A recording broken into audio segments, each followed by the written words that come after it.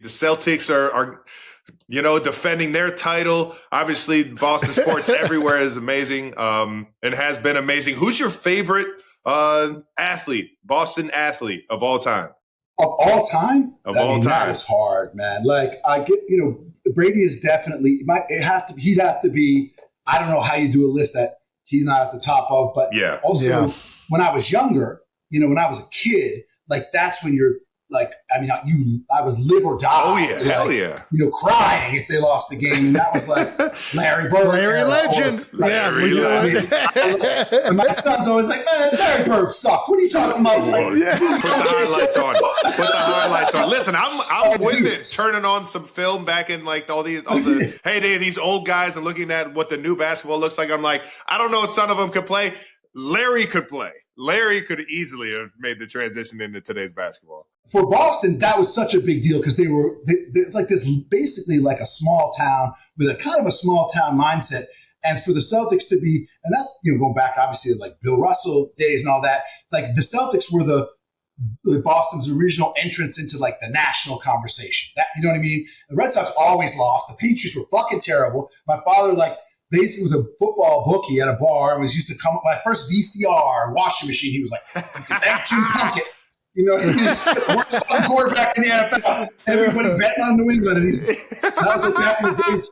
Like when I grew up, they blacked the games out on TV because to get people to go to the stadium. Yep. Yeah. They were like, fuck, you can't watch it on TV if you don't go down there. So you couldn't even watch the games. It was that it was a grind of an era for football, But it was, that's the era that I really, when all these like childhood sports memories were kind of formed, and I love those Celtics teams. But I also love that, that Celtics team that came out and won the championship out here, and obviously Tatum's team, incredible. Yeah, man.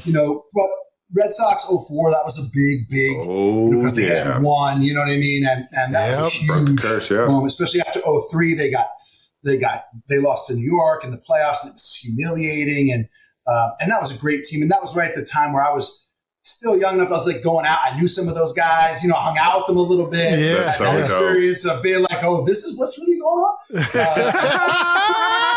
Big Poppies. Big U, Cincinnati Bearcat, baby. There you go. Euclid. Yeah, Kevin Euclid. Yeah.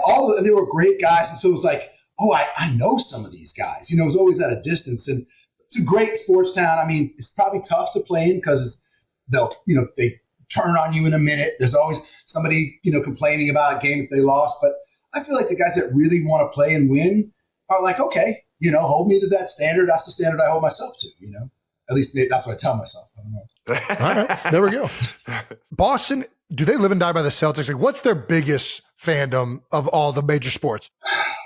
If you get one championship for one organization, but the next three don't win for a decade, which one are you going? Damn, that's a good one. Or which one would make Boston happiest? That's tough. I mean, it's different. It's interesting because there are fans first of all, since the Patriots became so successful, they became like more than what like Dallas was in the 90s. Like, oh, they win and they are killing teams. And it was like, they got a little spoiled.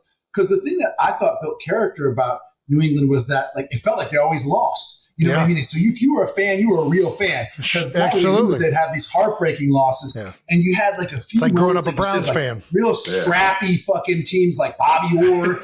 Hell yeah, Bobby Orr, baby. Yeah. And it was like that was back when they played, hockey with no helmets and just fought half the game, like slap shots, missing all their teeth.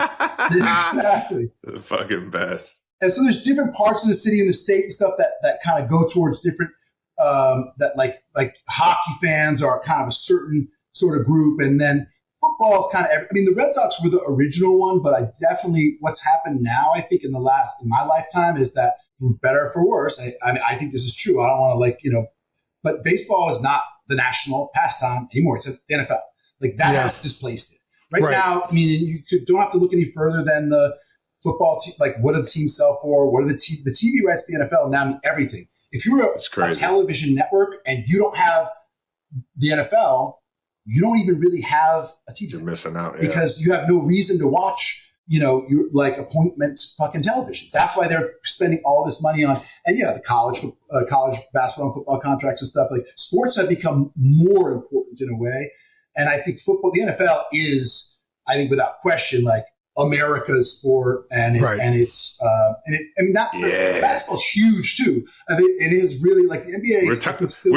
We were trying to tell LeBron this during the Christmas games. We were like, the NFL fucker took that shit over. Yeah, right. You know why though? Because they have 82 games. It's a big thing. That's the other thing. It's like it become baseball 162 games. It was the first time we had played on Christmas, so everybody was kind of excited to watch the NFL on Christmas. No, but I think you're right. I mean, the NBA, NHL, Major League Baseball, they all came up when the way to make money was having more games because you increase ticket sales. And now all the money is who's tuning in. And if you want people to tune in. You could have sell no tickets. To NFL, if that makes this, it's not minuscule. that meaningful because now baseball teams, you talk about like a lot of these baseball teams in local markets, like even like Kansas City, their rights that they're selling their games to the television networks has shrunk to like pretty surprisingly low numbers. So they're making all their money at the gate. That's it.